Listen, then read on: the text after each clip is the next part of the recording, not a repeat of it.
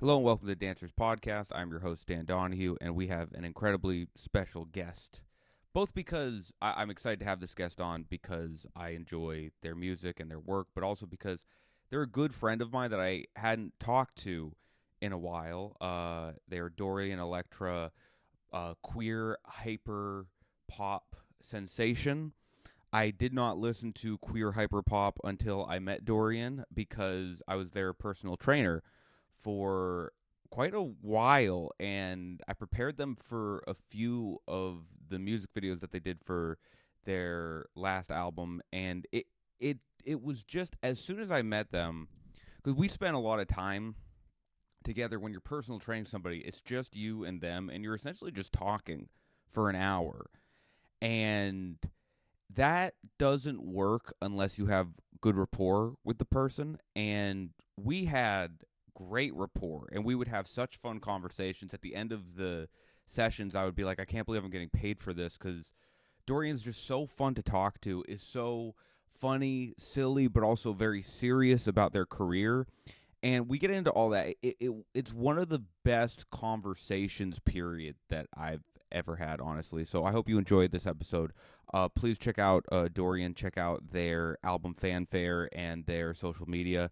And if you like the podcast, please subscribe to the YouTube. We have a lot more videos and episodes coming. There's also an extra portion that I throw on the Patreon. So if you want to see the Patreon, the link to that is below. But without further ado, please enjoy my episode with Dorian Electra. Your dress? Shannon Blake, What's that? my queen. Is Shannon that Blake. her? Oh, I was just looking I'm at. obsessed with her. Yeah, is she sick? Yeah, she's amazing. She has one thing where she's like, I don't remember what she's like talking about healing a kidney infection with like, Positive vibes.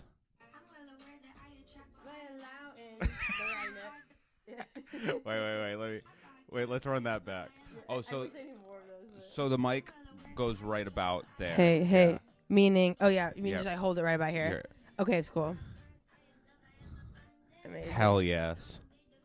I mean, I My have to. queen. Let me say this about her. The style. Mm-hmm. I mean, whatever you have to say about it, it is definitely a whole concise thing. Absolutely. She bought into it. I just really respect her for living her truth and her lifestyle. Do you really think that? Are you? Now, this I is really this is do. up for I love debate. you, Shannon. I really do. Queen, if you're listening, Queen, Shannon, please. come on the pod, please. Please. Please come no, on the all podcast. of my friends are obsessed with Shannon. I mean, I just think that, you know, she gets a lot of hate, and anyone that gets a lot of hate, you know, for being themselves, you have to look at them. I look at them in some kind of heroic way. There is something. Well, not beautiful. everybody. Yeah, no. There are some people. There's I a won't few name truths names. we don't want Yeah. to co-sign here. But Yeah. the thing about her, this is, this is why I would love to get her on the podcast. The skin is almost too good. Her skin. Because I've met, and between you and me, I've Yeah. dated a couple of people like this, Listen, I do. and they don't throw what they do put on their skin does not help it. I see, like some natural remedies that are actually causing That's- like allergic rashes and things. Although or... the tattoos have to be real, so Now, what would you call? You said Queen. What would you call? Because you said dated a few people in this vibe. What would Yes. you call this vibe? that's a great. I would say it's definitely Burning Man chic, circa 2010. Before some of the cultural appropriation things came into conversation. Before the cult, yeah, I would say the white dreadlocks make me feel Yeah. 2010, right at the peak. There's been a few peaks of like cultural appropriation where the whites just kind of ran a little rampant. Absolutely, the Iggy Azalea era. Iggy Azalea, yeah, Yeah. Like 2010, it was like comedians were just letting in context N-words fly, and white dreads peaked out. Wow. Yeah, that's 2010 to me. Yeah. So that's what I feel from her, like Burning Man chic. Yeah, there is sort of like a like naivete that people are almost maybe craving a return to after Yeah. like the post woke era. Yeah. You know, where there's sort of like, I'm not saying that I'm craving this necessarily. I'm just saying, and just to comment on the culture, you know, that maybe people, I don't know what people are really thinking, actually. I think that there's actually a lot of, I don't know what she's doing shows and things. I'd like to like to go check that out, Shannon. You should hop on. You're dressed so cool. This is so funny. I wanted to get into this early on the podcast. I have experienced, because when we meet people, they all experience us in a certain light. Like comics see me usually out at shows at night. Whereas, like, people I work out would see me during the day. Oh, true. You've probably never seen me in regular clothes. I've almost never seen you dressed the way you usually dress. That's I've very seen you true. almost exclusively in your own merch T-shirts working out. Because I'm going to say this in the preamble, but just to reiterate, I was Dorian's personal trainer. Yeah, which is iconic. I was like, more than anybody, like, Dan has seen so many sides of me that are you just and like... you of me. It would even as far, because I feel like personal trainer client relationship is, and the reason why it gets finicky for some people is because it is like a very intense, very sort of like, you're in the pocket with somebody and they're like, you know, breaking down what you're doing with your body, and there's a bunch of, especially if you're getting deep with it, like with exercise, there's patterns and emotions that'll come out and stuff like that. When you're pushing somebody past their point, you know, doing cardio where I'm like, I'm feeling anxiety like coming over my body. You're trying to talk me down from that. You know, it's funny because even coming to this, I was like, in my head, it was like more like I'm going to therapy was like the subconscious part of my mind. I don't know, because I was like, it's Dan, but we're gonna be just talking. Yeah, we're just gonna be talking. Yeah, you don't have to do squats or anything. Oh, thank God, because I've been off of that for a while. Yeah, so nothing wrong with it because you've been touring and stuff. I've been touring, That's and great. like I feel like my body's just been like like I don't know, just like the recovery of that. It's like the psychological. Like I'm like, tomorrow I'm gonna start getting back on it, but you know. Yeah. Where have your travels taken you recently? I know that were you doing some stuff in South America?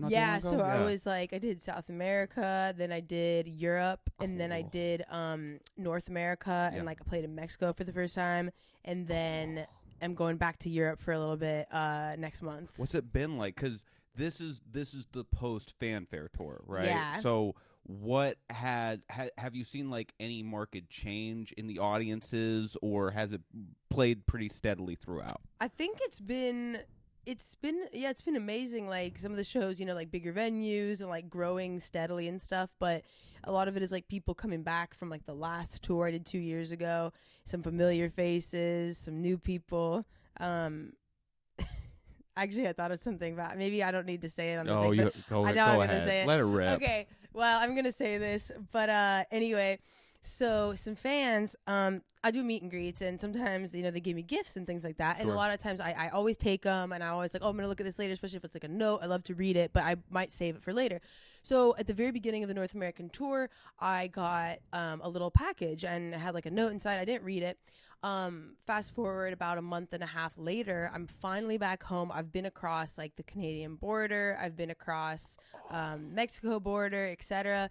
I open this package and I come to find out that it says, here's a gift for you, Dorian. 7 tabs of LSD, 4 things of 2CB, and something else in there, and I can't even remember those sequence of letters or numbers. But I'm like, oh my God, not me bringing this across international borders.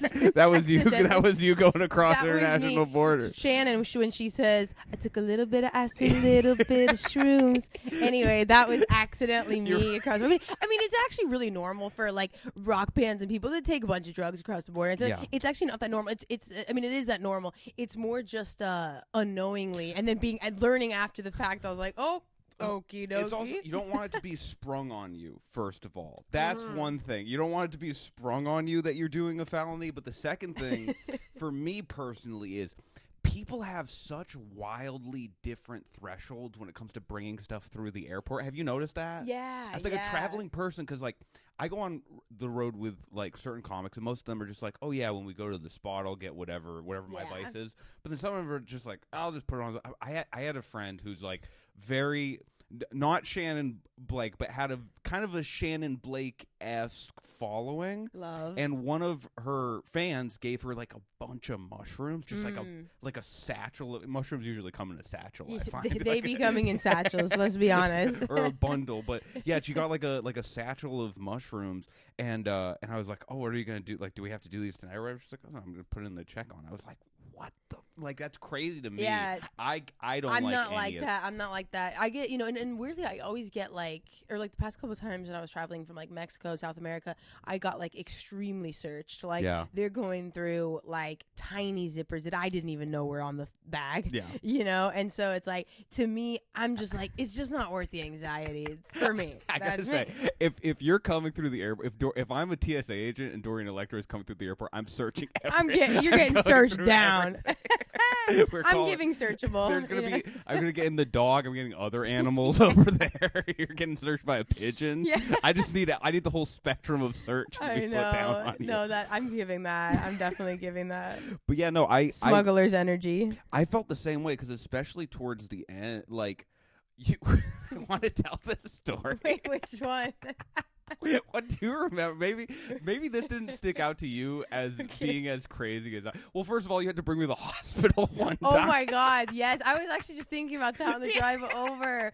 Poor Dan. It was like we were like, I don't know who's showing you're showing us something with weights. Well, I had messed my back. That was when I was being an idiot when it came to kickboxing. You just do it too much, and I just I messed my back up in this way where I was just like, that was my. I think everybody has a moment when they shift into like, oh, I'm closer to 30 than 20 now. That was the moment it happened to me. Yeah. Because I picked up like a 5-pound weight, and I guess I had already messed my back up in this way where I picked it up and I was like, oh, and then you're like, I can't. Like, I need a chair, and you. The thing is, you kept trying to be like, I'm good, good. Like, let's keep it going, and then I'm like, I'm taking you to the hospital. Right, yeah, which I'm so glad that because I was really trying to keep it like professional, and I was like, oh God, like please don't think I'm you don't want to have to be bringing your personal trainer to the hospital for a back. It's like, what does that say about me and my services that I'm bringing? It's like if your therapist has to get 5150 in the middle of your session. That is true. That's iconic though. It doesn't bode well. But you know what? It made me very when you're like, I'm like, now why? You're like, we're doing these exercises for injury prevention. I'm taking it seriously because I've seen the dark side. You've seen the evil side. Yeah. But yeah, so and then I had to go to a downtown hospital where they did. They had the security. Speaking of security, remember? Yeah. But I don't know. Is that kind of normal nowadays? I mean, what the vibe I got from that hospital, which makes perfect sense, is they thought I was scamming them for pills because I think I should have just said it was something else because I think back spasm is such a like I'm trying to get pills kind of code word. But luckily, like 2 doctors came through and both of them were like, "Oh, he's definitely scamming." And then one really nice dude, he's definitely scamming. Yeah, they were very apprehensive to give me anything for it. They were just like, and then like one guy, the only guy to put his hands on me, like put his hand on my back, he was like, "Oh yeah, your back is like as locked up as I've ever felt. Give this guy." Oh wow, like whatever he could actually feel it. Yeah.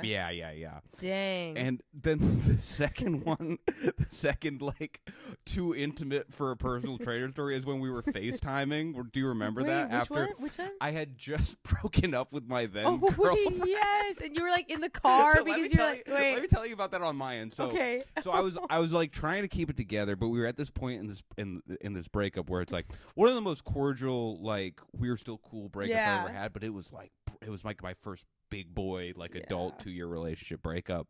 So it was that point where like you're meeting up with each other, but like to discuss at the table, like these are the whatever terms and conditions of the breakup. And so I had just come back from one of those, and I was like, oh, I have to train Dorian. So I was like, okay, get it together. You're gonna be fine. And I felt really solid. And then as soon as like you were like, hey Dan, how are you? And I was like, oh, I'm good. Well, I was just over at my girlfriend. Just started crying. Oh, I remember that. I'll never forget that. But I feel like that really brought us closer together. Also, I probably really asked you in like kind of a probing way, not like to be on purpose probing, but do you know what I mean? I was genuinely like, that's fucking a lot. And I remember, I think it was at the same time where you were like, I'm sorry I couldn't make it in person. I'm like locked in by like a roommate's car. Yeah. And so you were just in your car or something like that, and the whole world's falling on you kind of day. Yeah. That happens sometimes. Well, I appreciate you being. I think you were the best person to cry during a workout, and you did the whole workout after that, which is so funny to do squats. All the guys like, yeah, that's actually really good form. No, that was iconic, though. I mean, beautiful memories, honestly. I mean, and you were there for me in the deepest and darkest. Oh, yeah. I mean, it's just, and we were going hardcore, and we were doing the fucking like the carb cutting and all of that stuff for like the music videos and shit I'd never done in my life. Body like connection stuff, and I wonder if like I guess I don't know how much you share with like your fans, but I've actually never shared about the workout thing, which is kind of like iconic to talk about. Well, and it really is to me a testament of how much of a like. And I hope this isn't buttering your bread too much, but I really do mean this. Please, butter away. Butter it up. But, like, it's such a testament to you being such a fucking artist to me, because you were like, well, fanfare is going to be kind of this, like, pop singer aesthetic, so I'm going to, like, match that to everything, right down to my body. Like, I want to emulate...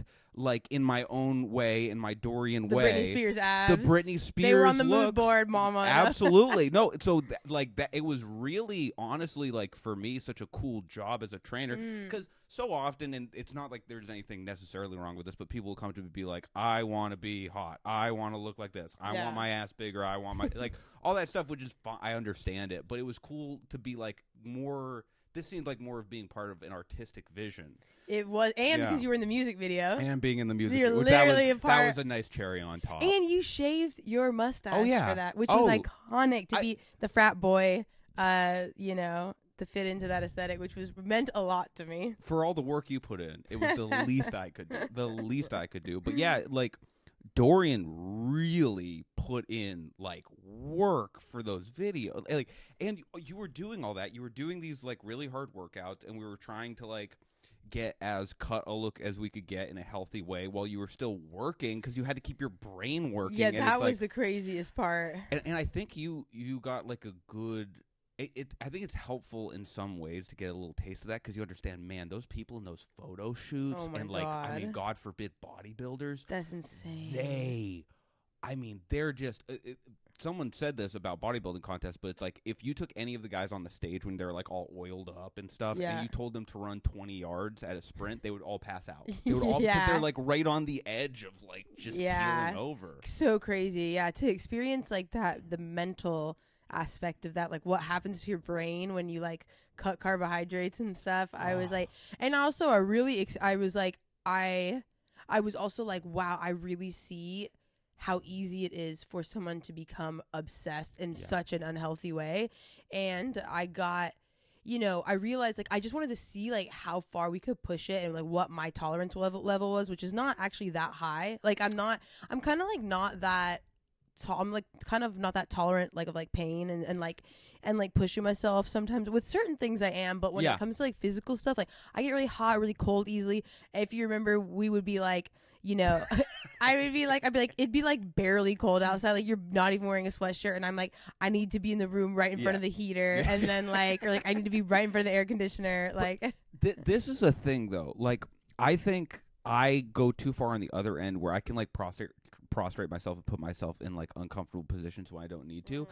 What I gleaned from you when I was like watching you work is you have a great sense of this might sound a little convoluted, but it's like keeping the vehicle of you running well. Like, and I think a lot of people who are very driven and focused kind of forget about that because they kind of push it a little bit too hard. They're like, oh, I'm driven enough, I'm focused enough where I can work out in the cold. Or what. But I think you have a good sense of like, well, I could use my energy on that. I could use my like discomfort meter or whatever, like let's say like your discomfort fuel on that, but it'll get a little depleted. But you want to use your discomfort fuel for the creative process, which I think is more important. That's a really nice way of saying I'm a big wimp, honestly. No, it's a really nice way to reframe that, Dan, and I'm going to stick with that. I want you to stick with that. I want you to stick with the discomfort fuel theory. But no, it really was fascinating watching you not only like work, like you're really doing. I mean, the people around you are obviously very talented and skilled, and they help you along the way, but you really are overseeing everything. I was doing a lot of that. You're right. Yeah. Thank you. Have you always been like that? Like when you were younger and you were making creative projects, were you always like, I definitely want to be involved in everything here? Totally, yeah. Yeah, like I really like to collaborate with people too, so it's like definitely like bringing together people, and I'm not like a very technically skilled person when it comes to like, you know, the like technology aspects of it. But I like love working with people and like combining their skills on like the creative stuff. But yeah, I don't know. I feel like part of it's just been out of like doing everything pretty DIY, and like Weston and I were working on everything together for that album and like my previous albums, and it was just very like homegrown DIY. And even as like the teams got bigger and stuff, you know, part of it was like, well, I can't afford this or that, so we're just gonna have to do it ourselves, you know. But I actually enjoy that. Yeah. I mean, I could see it in the stuff you were doing. And you know what? The topic that you brought to me really, in a lot of ways, makes sense, because I think your projects probably take so much, like, creative, like, that's so bad for the listeners. No. Yeah, there was a a hand motion accompanying for that. the audio listeners. It really made sense. It was like a duh with like almost like an Italian gesturing outward. Yeah. I'm in kind of my like Italian era. My creativity actually has been super high rate level recently, so I'm kind of in my Italian mode. You're giving recently. Michelangelo. I'm going on You're stage. Going Leonardo. Yeah. Okay. I'm doing this with my yes, hand. I think I love good. that. But what you said you wanted to improve on, and I'm paraphrasing a bit here, but I think you said like sort of revitalizing your excitement about making music. Yeah. So when you finish a project, is that usually an issue? Like you just kind of feel empty? Absolutely. It's like a really bad, I think a lot of artists feel this, but just like a really strong like postpartum feeling. Yeah. And you're just like this emptiness of, you're just waiting around to see like who's gonna write about it or not, because all the music publications are dead now, as in the last like 2-3 years. And like, you know, waiting for these like external accolades that a lot of them that you maybe are hoping for don't come. And like I think like performing an album like right after it comes out could be nice. I waited like 4 months or something, and so then like performing the album feels good because it's like real people are, you know, there like singing the words and like cheering for you, and it's a lot easier to connect with that than it is like just seeing people as Instagram likes and stuff like that. You know, I'm sure you experience the same. Oh yeah. And like, but yeah, it's like November was very dark for me in that way. Yeah. After I like released my album in October, I like did this big show, and then just like that postpartum feeling, it just sucks. And I was like trying to like rush into making new music as a way. It's sort of like getting over a relationship or something, and it's like I was basically trying to like rush into a new relationship way before I was ready with it, by being like, I'm just gonna like start working on new music, and I'm like, there's a way to get excited about something new and to try to avoid that postpartum feeling, but I couldn't avoid it. And actually by running away from it, I kind of made it a little bit worse. Like I didn't give myself the space that I needed to just like feel that way. And I'm kind of not like that, but I'm really trying to work on that. Like, you know, Well, what comes to mind when you say that, it's so funny that you say breakup, because it when you start talking about like, I think when it comes to the creative process, what everybody says is there's this moment of sort of, you have to like give in to this liminal space that of non-creativity. You have to give into this, like, you're swinging from vine to vine, but in between them, you're just suspended in air. And it really is kind of like an attachment theory thing, where it's like, if you have an insecure attachment style to the creative process, it's really difficult, because you're like, no, I want there to be a vine in the middle too. I want to just always be comfortable and always be fine. But it's just, that's never how creativity works, unfortunately. It's always, there's always going to be that moment of like suspension where you finished one thing and the next thing hasn't yet come to you, and you just have to kind of be open to that thing coming to you. Totally. When you started making, like, trying too quickly to make music, did it feel a little bit more forced than you? Cause I don't know how you feel about this, but I feel like every creative project that I've done, it's always in the middle of like, absolutely there's a little bit of like what's it called, like musiness, and like it kind of comes to you, but also you kind of need to force it out a little. There's a little bit of that. Push. I feel like also part of it for me is just trying to uncouple creativity from productivity. Whoa, intricate. Describe that for a little bit. So like I think that I would just be like addicted to being productive. Like having made a song in the studio, was more important to me than like taking the time to like figure out the musical vibe. And maybe that is by going and making a song in the studio, but maybe that's also by not doing that and like, listening to a bunch of music or just like chilling or, I don't even know. Like, I think that, it's like I've just found that like the addiction to productivity has definitely gotten in the way of my creativity, because it's like just anxiety about like I have to have an end product and like thinking with the end in mind, like thinking like, oh well, like I should, before I go on this like next tour, like I should like have a new song to promote, otherwise like what the fuck am I doing? And so like thinking like, okay, well then if I have the new song then I'll like do the video then, but like a month before, and then like before that, so I have like these 2 weeks to make that song, whatever that's going to be. And it's like that does sometimes need to be done.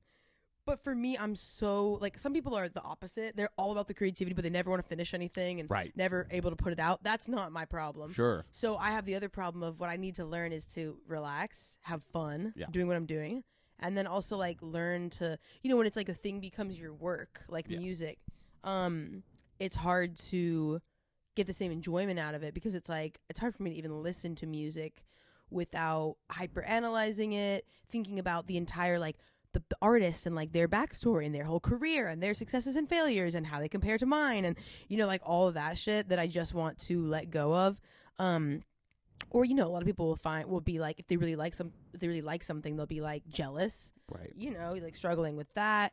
Or even just like I sometimes feel like I'm too emotionally sensitive to music, or like too hyper stimulated by it, where I'll be like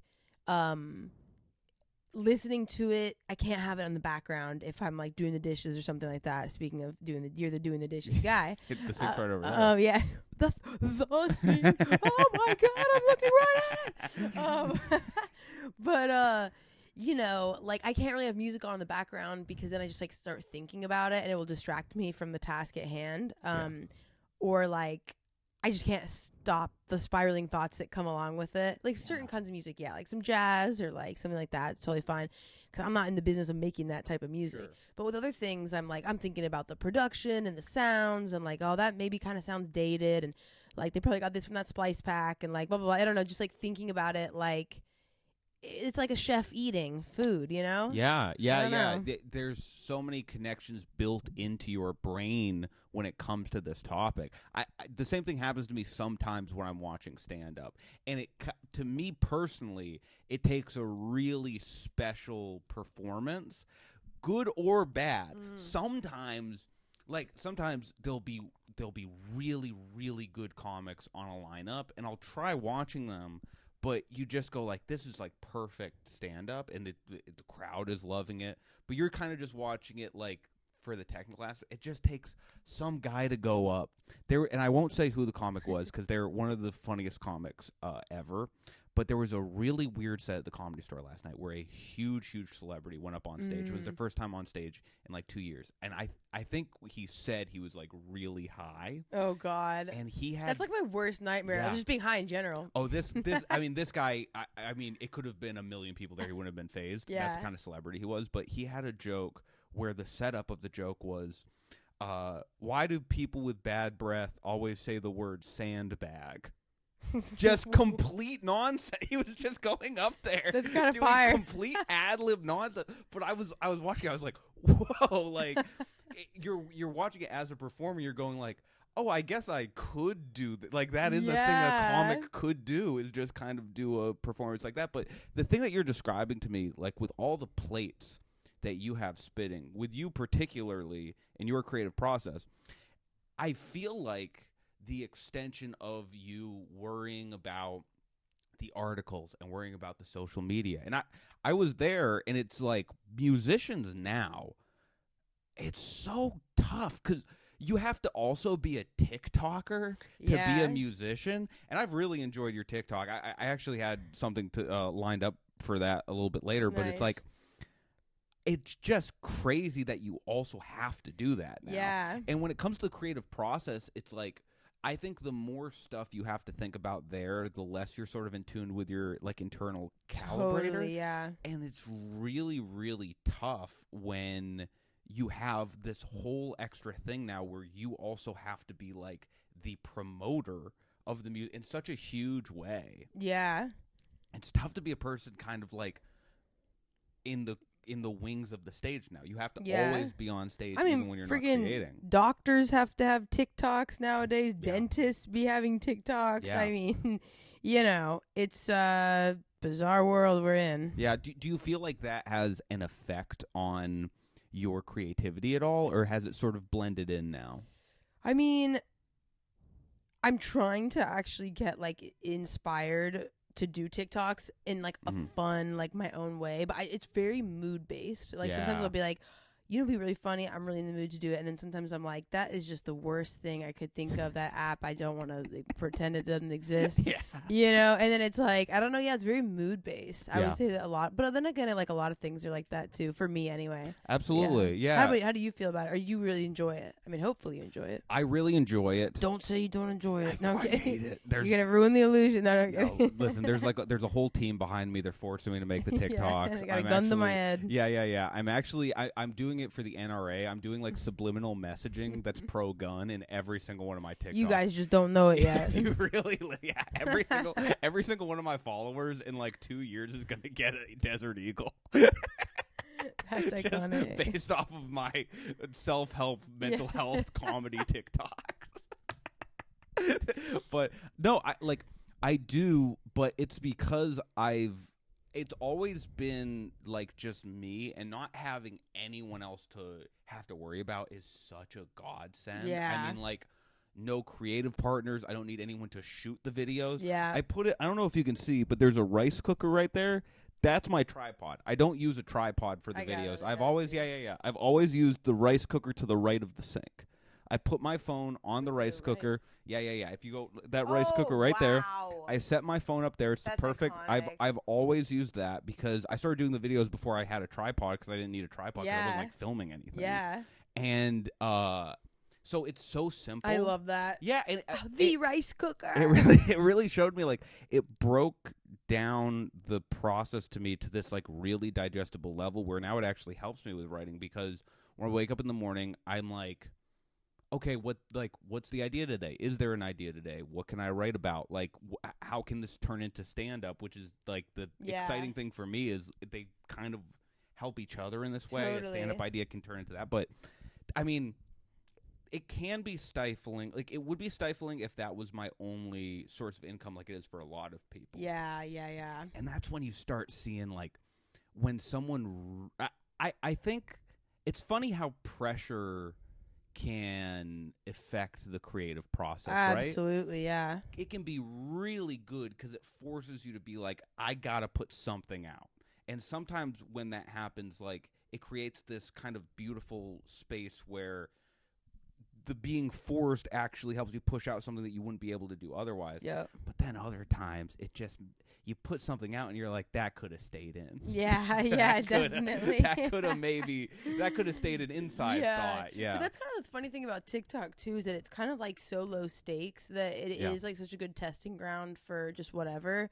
But then sometimes you're like, you put a song out, or like you tease a song and it gets like no traction, then you're like, oh God, it's doomed, but it still might do well or something. It's just like, it just didn't happen to catch on. So it's like not really the end all be all. It's like gambling. Yeah, it is. And I think it's all based on gambling, and then it's like the intermittent reward system, and that's what is causing the dopamine addiction or whatever. Yeah. I think it's dopamine, but yeah, the addiction in the brain where it's like, it's not like you win every time when you go on TikTok and post on TikTok. You don't get hits every single time, but a couple of them out of however many might go big, and the other ones get like your normal stable amount.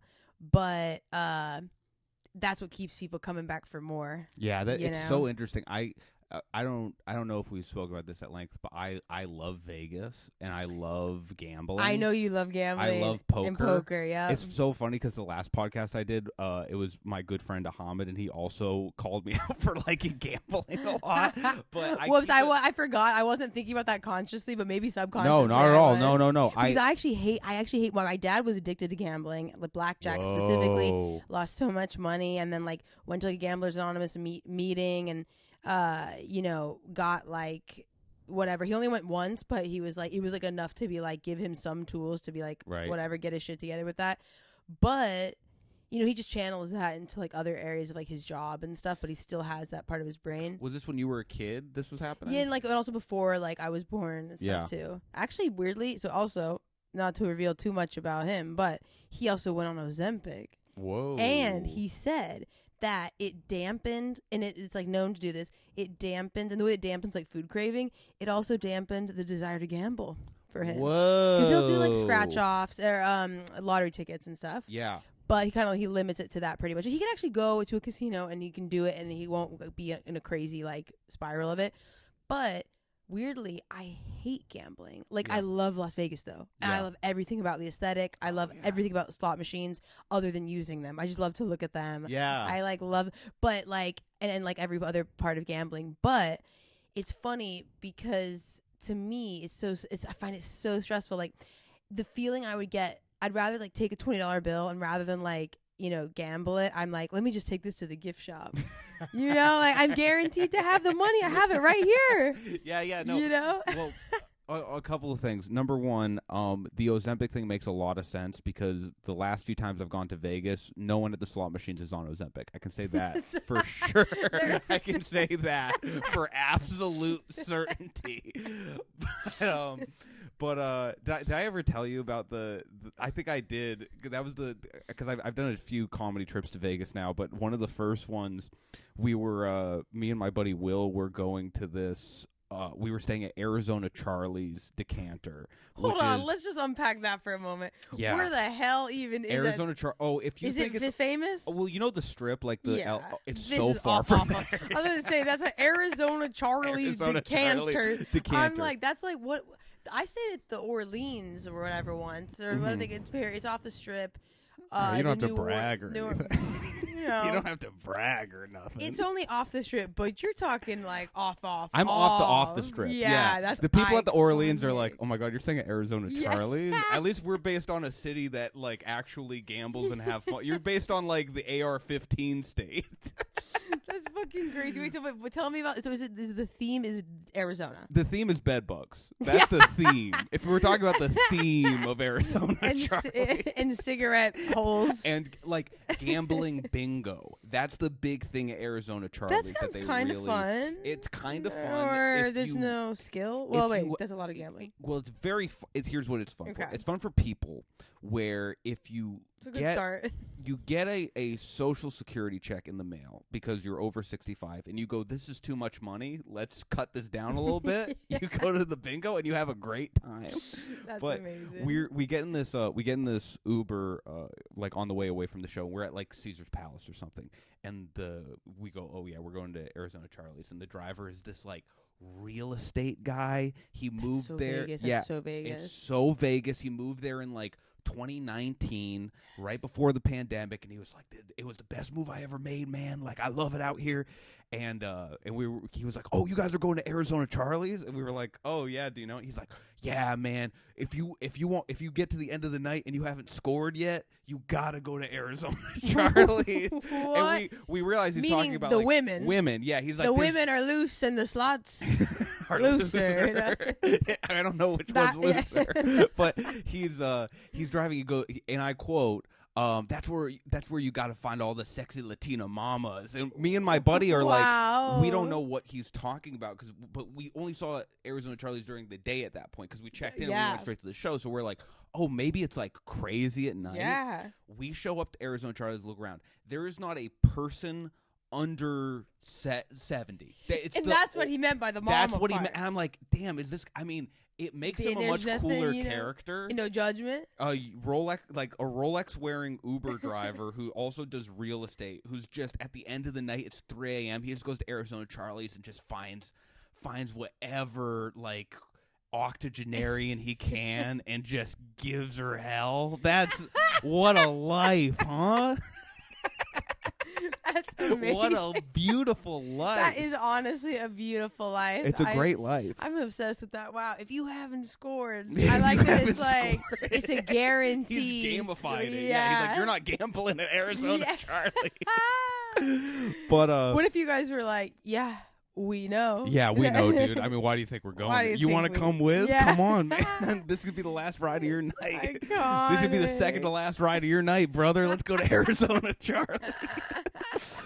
But no, I've seen so many people like who are definitely really, really into gambling, and it's such a fascinating like addiction because there's no direct substance. Like there's so many different substances with gambling. Yeah. Whereas with like if you're addicted to heroin, there's heroin. Yeah. If you're addicted to booze, it's booze. But if you're addicted to gambling, it's like slots, sports. Like there's so scratch tickets. Like there's so many different ways of that manifesting. It's really, really fascinating. But yeah, it's a tough one. No one in my family is really like super into gambling. They had their own vices. I think if you're in entertainment, there has to be something fucked up in your family, right? Yeah, I think so. Wait, hold on.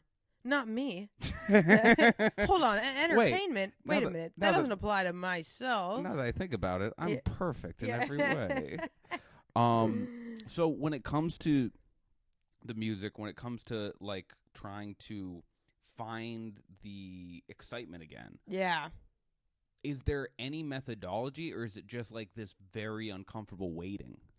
Well, I actually I kind of realized something on the ride over here, actually, which was unexpected realization that I had, and I don't know where it's going to go. Basically, I always thought, okay, listening to music, I was like, I would literally write it on my to-do list as like a chore. And I would be like, you know, I need to like sit down and do this. I need to see, you know, what are my peers doing? What's new stuff coming out? And of course that is good research and like just to stay in touch with things. And also, you know, you might find something that you're like, this is amazing. And then you're like, I want to collab with this artist or work with that producer or whatever. So that's really good. But, I got in the car and I was like, okay, I have an 18-minute drive. What am I going to listen to? And then I was like, I just want to listen to something that feels amazing. And then I was like, I'm going to put the Strokes on because like I just am obsessed with their melodies. And like I just love like Julian Casablancas like voice and performance and like vocal melodies. And then I was like, wait a minute, maybe the way to like get back into music is to, this is going to sound like the stupidest fucking thing ever uttered, but you know, to listen to music that I love. Like, it might be something that I already know. Yeah. But it's like, just let myself listen to that shit over and over again.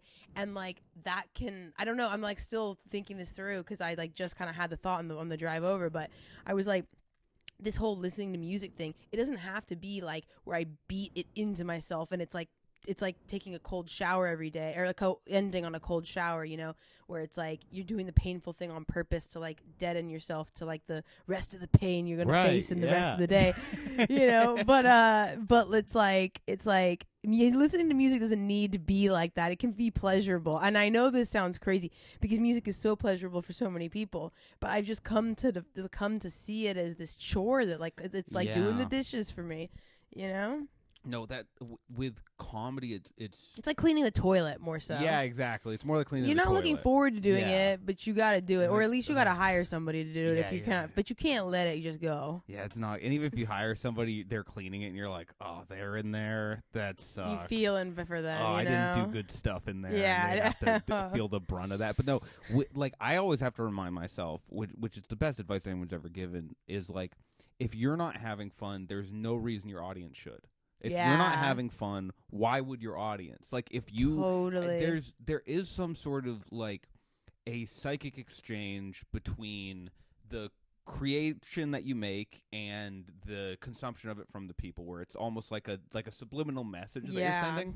And I think a lot of the times, if you're kind of like dead making it, if you're like, this isn't fun for me, I'm not like feeling good, those waves hit your audience, and they 100%. I think they kind of go like, oh, this doesn't come from a place of love. You can kind of tell with music like that. So that's cool, like connecting to the stuff that you like, almost like you're hitting a tuning fork. Like you're hitting a tuning fork and putting it on your head and being like, oh, I'm just going to let this kind of reverberate and then see what comes back. Totally. That's great. Yeah. I didn't understand the tuning fork thing. It's going to take me longer to process that. No, but don't I'm worry sure it's about good, it. But it's taking I'm a little slow in the mind While we're today. doing it, actually, I had a couple of potential ways to help your creative process. Okay, I was wondering if I could share those with you. Please. So I think another way, like listening to somebody that you really love, that I think will definitely connect you to like your core. But I think also reaching out to I heard you say the word core and I got triggered. I'm like, what? My core engaged my what are we talking about? You start just reflexively doing. I think another way of doing that is hearing new, exciting music that is almost so good it feels connected to God. Have you ever heard of Miles? I don't believe so. Well, actually, maybe. Maybe. Let's take a look. I get paid every day of the week. Why this nigga steady hating on me? Wait, I have heard this. Yeah. Incredible. If you can tell, he has like about $23 in his No hand. Justin Bieber, That's but I'm incredible. sorry. They say they get hot, but they not hot as Bob Marley. All I really need is 6 hot. So that is beautiful. Is very. I've DM'd I don't know if you know anything about his social media presence at all. I don't. It's much like his music, if you know what I'm saying. It's kind of out there, but he'll often give offers like, if you give me $50, I will blank. And one of them was, I will give you really bad advice. And I DM'd him and I was like, please, I really need like advice on. And he hit me back and we had a little back and forth. I'm trying so hard to get him on the podcast. I want him on the podcast so bad. Where's he based? He's from Pontiac, Michigan. That's amazing. My now girlfriend is from Northern Michigan, so there's a connection there. There's a connection there. I'm gonna try as hard as I can to get. He can wear the you can wear the mask. Okay, you can. If you want to break the chair, you can break the chair. Okay, there's something so, because music now, like I think that any new advent causes a different avenue for different kinds of music, good and bad, to make its way through. Mm-hmm. I think there are so many people out there trying to be like Miles in their own way. Let's listen to another one real quick. See. I beat my grandma with a pumpkin. Hey, I beat my grandma with a pumpkin. Hey, I beat my grandma with a pumpkin. Hey, her old ass had it coming. Hey, I beat my grandma with a pumpkin. Hey, I beat my grandma with a pumpkin. I mean, the ad libs, they broke the pumpkin. I mean,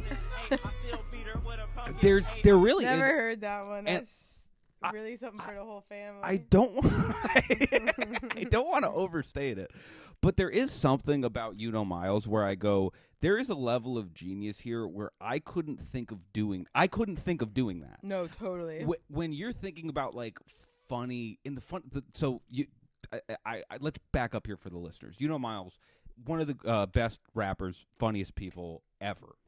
I mean, like, he's listened to his song. He has a bunch of songs about history where he talks about figures that he clearly just has no idea what they did. Oh, that's amazing. Yeah, I'm a history head, so I'm gonna need to get into some of that. It's really, really good. There's one about William Shakespeare where he doesn't mention a single thing about plays. He just says rocks. It's really good, but he'll get on songs with people who are like trying to be funny rap, and that's its own thing. Yeah. But it doesn't hit the same as his own stuff. It doesn't work because they'll get on and have like a really funny, well thought out, multi-layered verse, and then he'll go on and be like he just has a song where he says "fuck every X-Man" and he just names the X-Man. It's like there's a level of funny, and maybe it's like the internet kid part of me, but I'm like, this is the core. Yeah. This is the source of funny. Totally. I mean, I kind of think that funny in that way also relates to cool, where it's like the effortlessness is really a part of it. Because if you're trying too hard, you know, I think people just, they feel the desperation, they feel the anxiety of that. Like, everyone has their own feelings about that, of course. I think about this stuff daily, but nobody likes to be reminded of that desperation. They just want it to feel effortless, and I feel like that's what humor and, like, coolness have in common, maybe. A very interesting point you just made, because I can't think of anything more difficult nowadays than making it seem effortless, because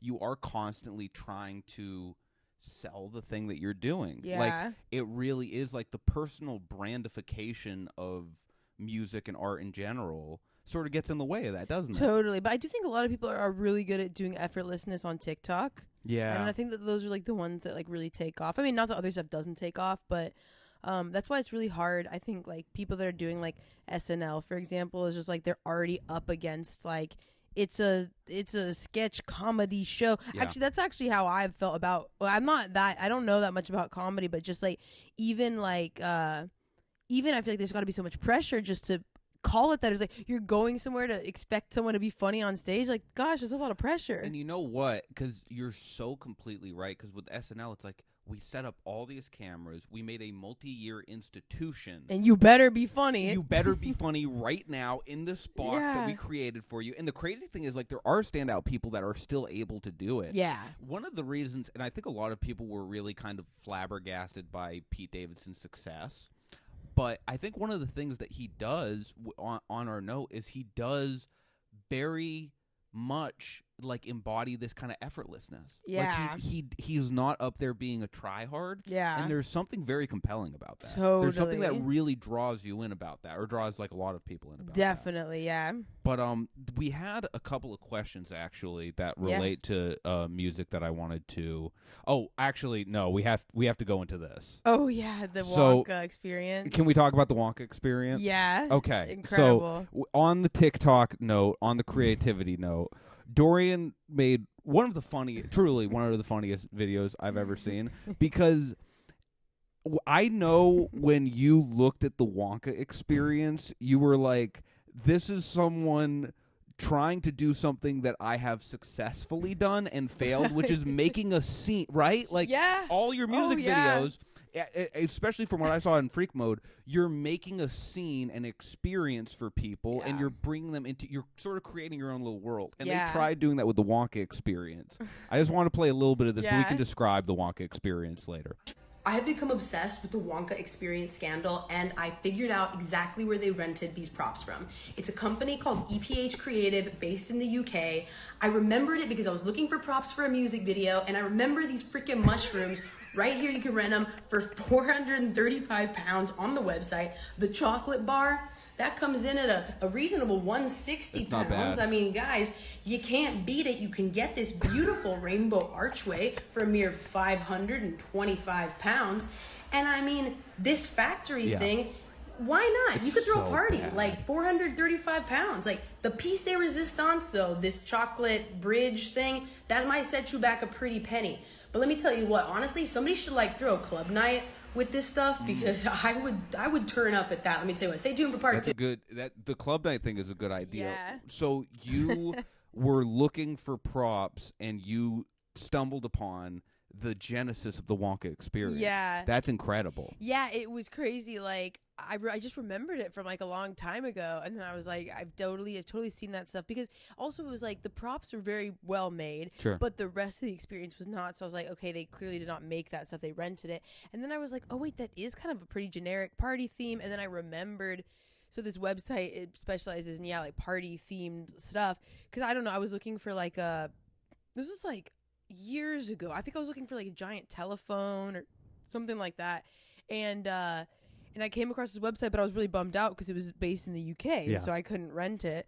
But yeah, it's crazy. I don't know, the whole experience thing is like so interesting, because like on the one hand, obviously we're going to be seeing more of these scammy ones, and now I feel like I saw something, I can't remember what it was, but it was like maybe somebody was doing it to try to be like this, to get viral, like on purpose or something, like one of these shitty experiences, or it was like another shitty experience that was happening. And I think it's so interesting that it's like people are actually craving like these experiences in general. Like, people want, you know, they we're fed up of. I mean, we've already been sold everything we could possibly buy and consume. So it's like, I don't know. Like we want like photo opportunities. We want to like. Actually, I think people just want to be transported to something else special and we magical. want to be immersed. Yeah. We want to be immersed in something magical. We want to be like sent to a different world now, because it sort of is like the final frontier when we're edging up to like a complete like 4D experience. Like it's really interesting in the Wonka Experience thing. I was looking at all the videos because it hit two very specific nerves for me.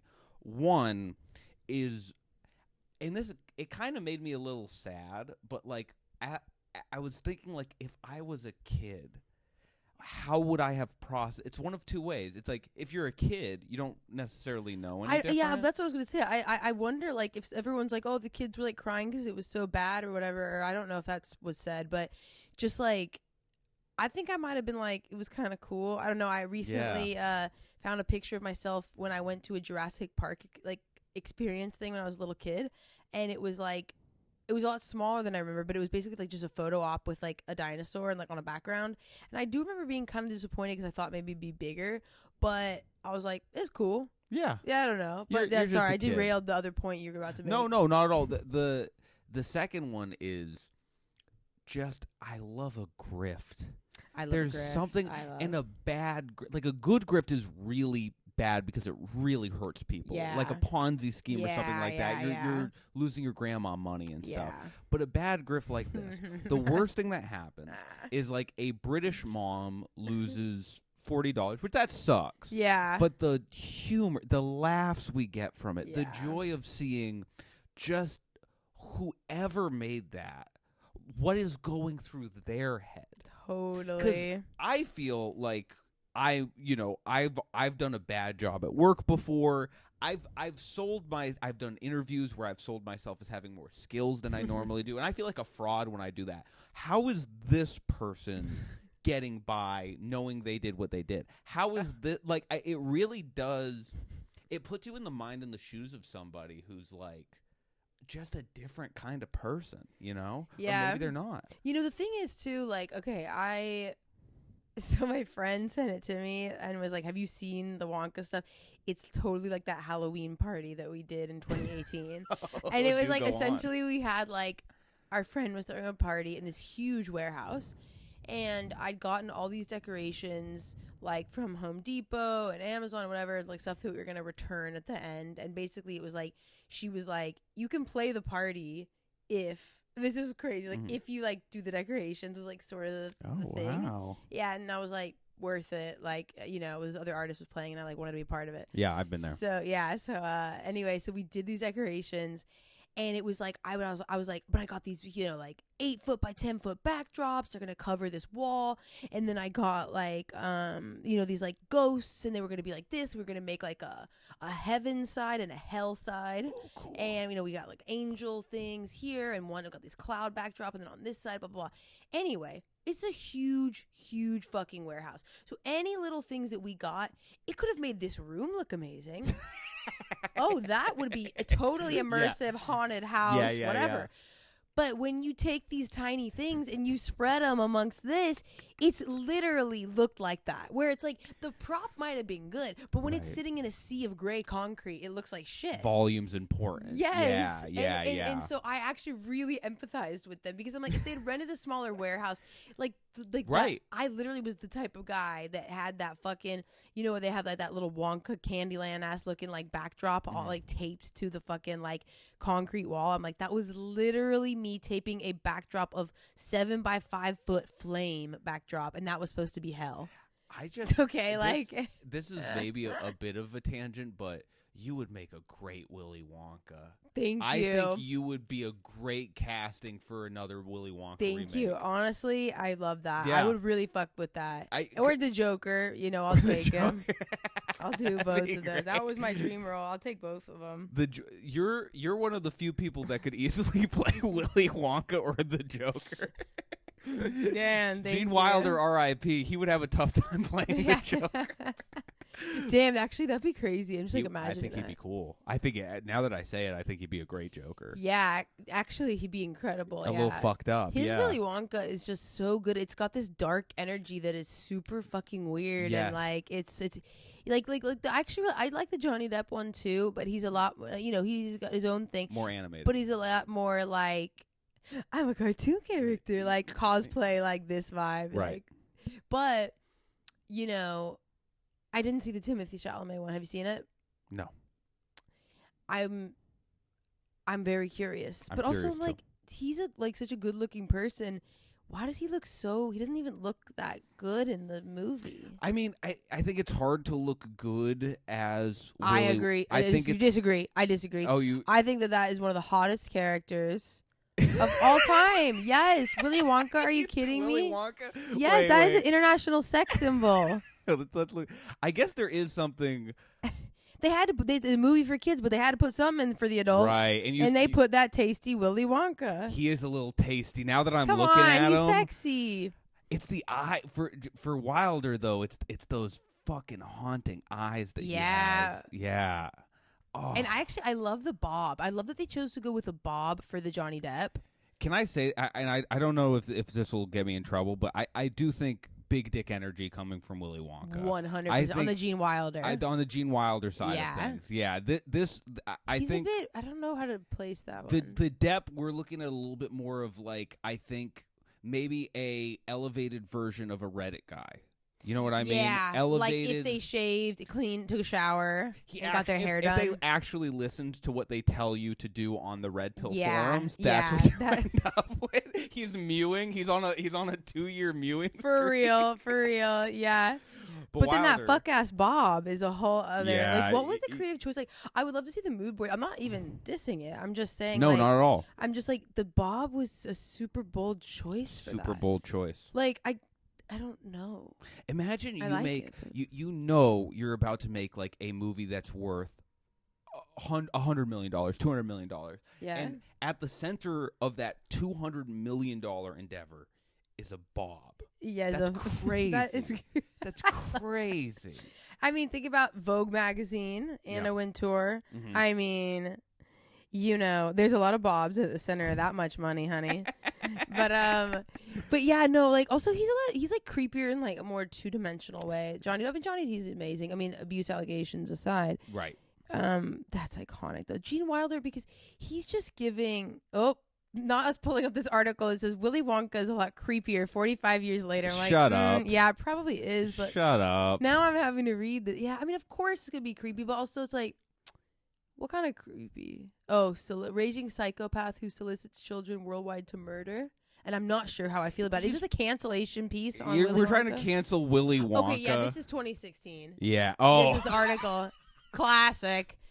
Honestly, let's go back. Bring me back to 2016. I Yeah. want to do it all over again. Yeah. No, there 2016 through 2020. I'm ready. Bring me back. There's a few people we didn't get to, and it's just, I think there is something so beautiful and artistic, like at the height of American almost like relapse into hatred and violence, to make an article that's like, was Patrick Starr problematic? There's something just so beautiful about that. Like that 2016, we have so many huge problems.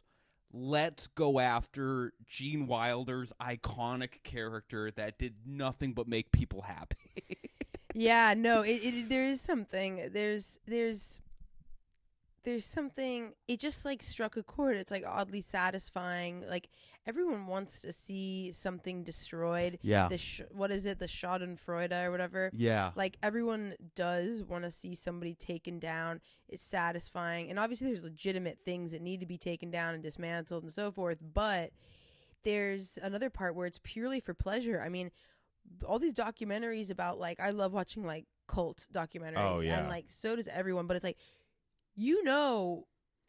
that it's all about abuse, about heinous things that happen to people. Horrible, but, yeah. And it's good to learn about those things. And I certainly think that that's better than not talking about that stuff, obviously. And I'm certainly entertained, but it's also bizarre that it is a form of entertainment. People unwind at the end of the night with true crime. Or even murder. Yeah. Yeah. Well, it's what it says, I think, is obviously just like a morbid curiosity. Yeah.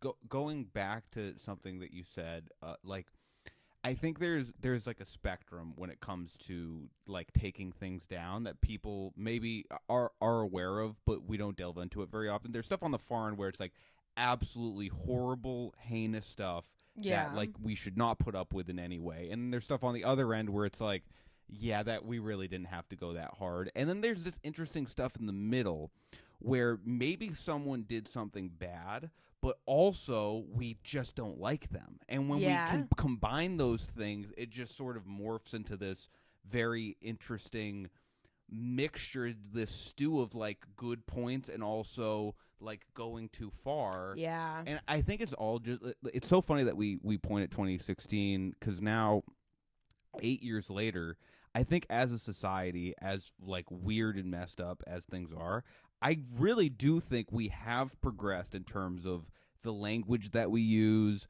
the like knowing how hard to go after things, what to go after. We had like, to take it too far to know. I think to a degree it's I think that a lot of things are like that. A lot of things are like that, and it's like, yeah, it's funny when you think of the whole social. I mean, it's funny how related to the zeitgeist your creative process is too. Definitely Thinking about these things, especially like talking to you when you were in the midst of making music and stuff. You combine, like I always imagined like a musician to get inspiration would just listen to other music, but you're like reading Camus and stuff. It's very interesting. Like, wait, I don't know where you got the Camus one from. Not okay, because I was like, was I? No, but yeah, no, totally. I know two philosophers. Yeah, no, and I picked the one I can pronounce right. I don't know if it's Sartre or Sartre. Oh yeah, whatever. Who cares? I guess he was pretty important, but it's like when you like ramp up into a creative project, is the music there first or is the like overarching theme there first? It used to be that the theme was there first, and I really, like I studied like philosophy, history of science and all that stuff in college and was like very academic, was like into like economics and all that stuff. But I'm actually trying to do the opposite right now and just really be all about the music and just see what happens as an experiment.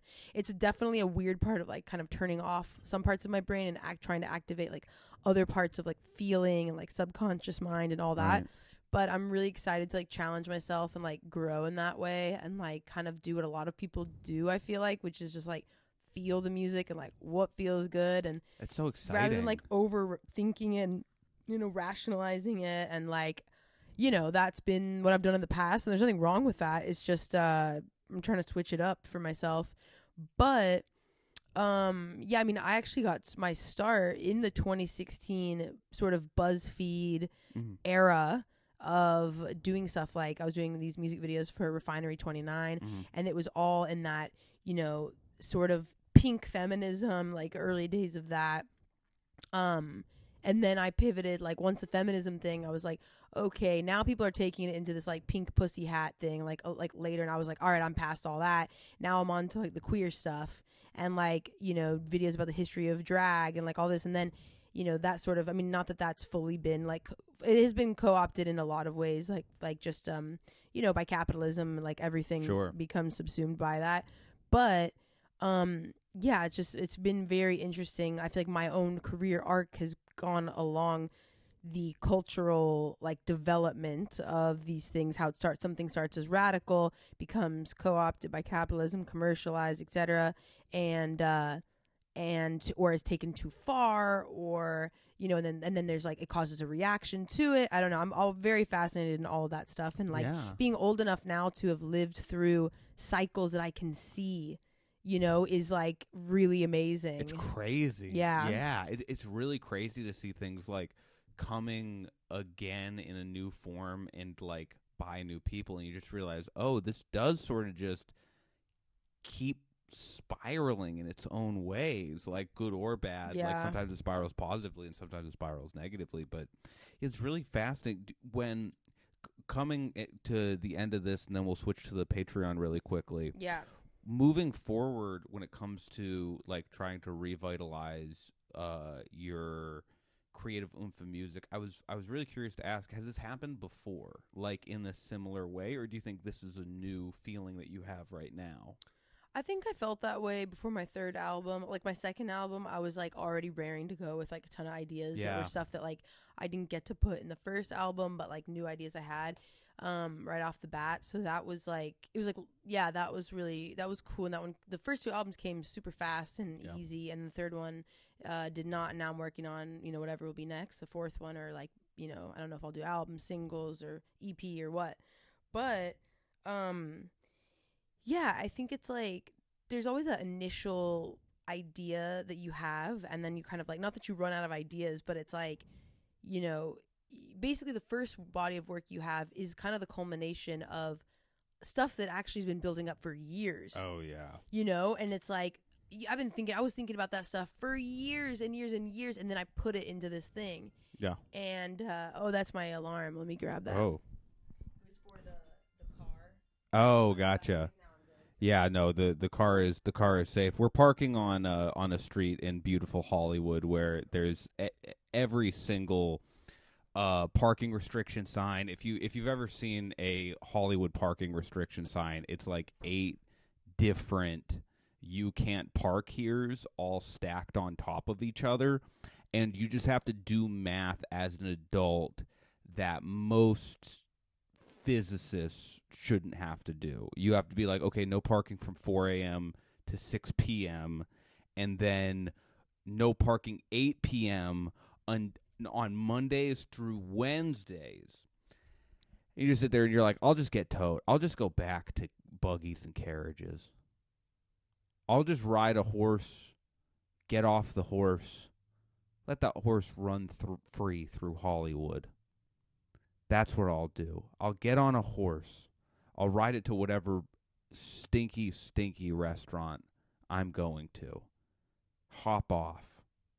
And then just let that horse find a new owner. Okay? But a lot has been said about Hollywood and the tickets here. You're probably bored. Even if you've never been here, you understand that it's bad. But it is bad. I got my girlfriend's car towed not too long ago. And that was just for fun. I did that on purpose, actually. I did that on purpose. I got her car towed not too far. I saw that it was a tow zone, and I was like, let's just go for it. You got somebody else's? I got my girlfriend's car towed. That is rough. Over here? Yes. That's rough. Sit down, because I do have to tell you about this. It was Valentine's Day. Oh no, Dan. She comes over because she wants to make fondue, and so she has to unload all the stuff. So I unload it with her, and I go, I'll park your car while you just get started, because it was like a busy day in Hollywood. So I park her car, get out, whatever. Wake up the next morning. As I wake up, I realize in my dumb, like, sleep-addled brain, oh, it said you have to move your car by 7. I look at the clock, it's 9. I sprint over to it. Now you got me worried. Gone. Yeah, no, you're fine. You're fine. Okay. This was over by the famous last words. this is over by the construction site. Okay. But I got to experience a really fun, interesting thing. Okay. I got to be the boyfriend who got his girlfriend's car towed on Valentine's Day. And when you're that guy, they've experienced that at the tow lot before, where I show up and she's not there yet because she has to do work stuff, because, you know, she has a job and is an adult and is an actual human being, unlike me.